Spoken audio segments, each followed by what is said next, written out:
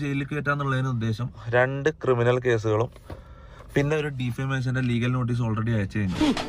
അക്രമം ഞാൻ പോർക്കില്ല മാത്തൂട്ടിച്ചായ. ഓക്കെ, ഇനി കളികൾ ഡയറക്റ്റ് ലീഗലി പോകാൻ പോയെന്ന്.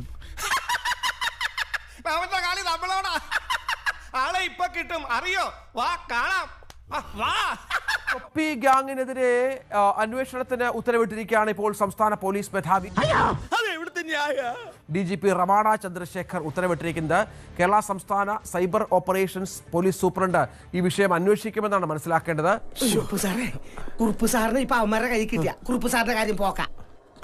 പോക്സോ കേസ്, നാർക്കോട്ടിക് MDMA ഉപയോഗം, മാനസിക ശാരീരിക പീഡനങ്ങൾ, അശ്ലീല പ്രചരണം, സൈബർ കുറ്റകൃത്യങ്ങൾ.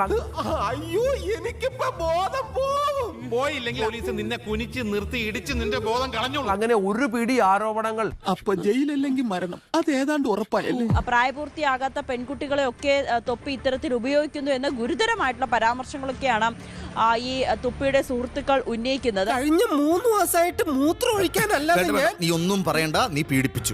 പോക്സോ കേസുകൾ, നർക്കോട്ടിക് MDMA ഉപയോഗം, മാനസിക ശാരീരിക പീഡനങ്ങൾ, അശ്ലീല പ്രചരണം, സൈബർ കുറ്റകൃത്യങ്ങൾ. CRPC section 349, IPC section 329, 349, 111, 529. തൊപ്പി പോണ വഴി കാണില്ല സാറ്. കേരളം തന്നെ ഞങ്ങളെ ചതിച്ചു. കേരള സംസ്ഥാന സൈബർ ഓപ്പറേഷൻസ് പോലീസ് സൂപ്രണ്ട് ഈ വിഷയം അന്വേഷിക്കുമെന്നാണ് മനസ്സിലാക്കേണ്ടത്. ഞങ്ങൾ അങ്ങ് ഇറങ്ങട്ടെ. ആയിക്കോട്ടെ, സന്തോഷായി. സബ്സ്ക്രൈബ് ചെയ്തേക്കണേടാ പൊന്നു മോനെ.